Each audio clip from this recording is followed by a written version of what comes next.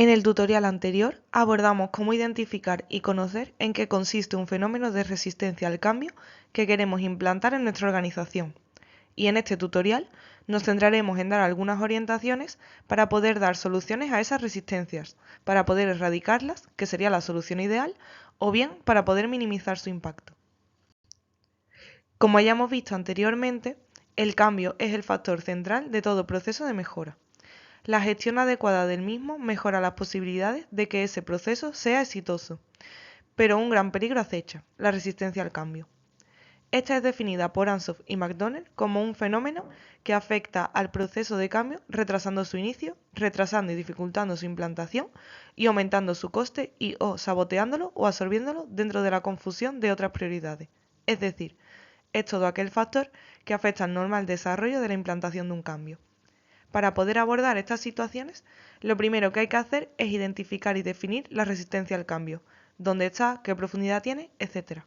Teniendo esto en cuenta, en este tutorial nos vamos a centrar en cómo diseñar abordajes que minimicen o eliminen las resistencias. Comenzamos. Para tener éxito en vencer a la resistencia a cambiar, hay que adoptar una serie de herramientas, técnicas y actitudes que nos van a dotar de mayor fuerza y mayores posibilidades frente a la misma. Para ello, y a nivel general, es muy interesante saber que hay activadores que facilitan la adopción del cambio. Estos activadores deben ir atacando a esas raíces que vimos en el anterior tutorial.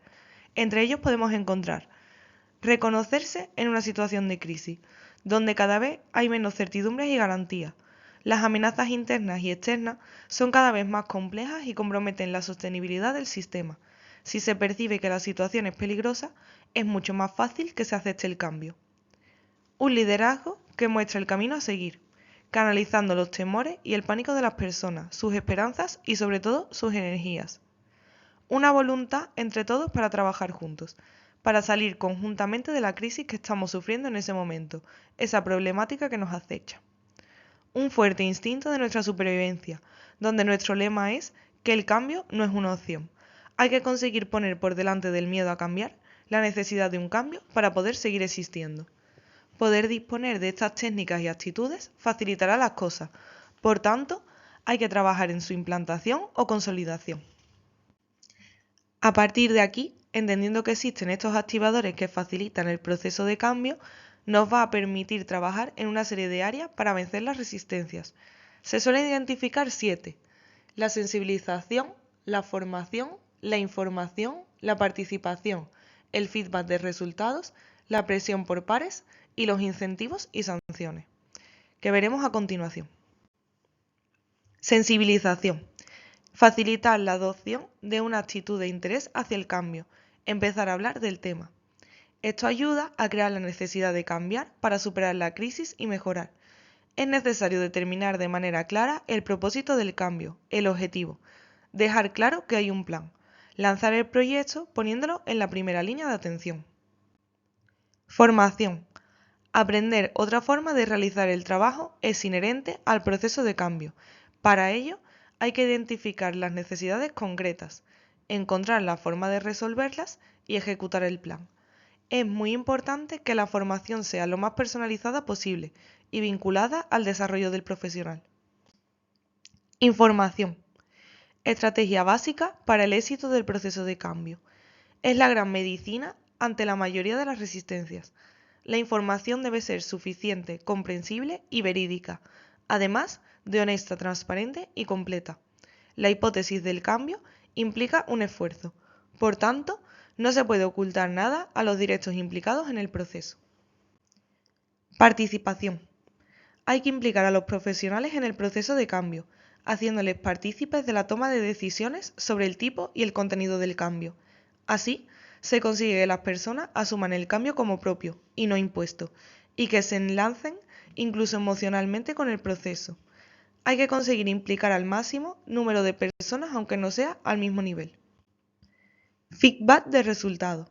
Hacer llegar a los profesionales implicados los resultados sobre el nivel de mejora obtenido. En el caso de ser positivos, aumentan la motivación a seguir trabajando. Y en el caso de ser negativos, facilitan la comprensión y aceptación de las acciones correctivas a realizar para enderezar el rumbo. El feedback debe ser sincero y adaptado a las necesidades de cada persona en función de su papel en el proceso de cambio. Incentivos y sanciones. Motivadores extrínsecos para que los profesionales se impliquen en el proceso. Se deben usar en casos estrictamente necesarios, sobre todo en el caso de las sanciones, ya que está ampliamente reconocida la limitación de su efecto en el tiempo y también la forma. Además de no ser la primera elección de estrategia, siempre debe tener un carácter complementario con otras medidas de las presentadas anteriormente.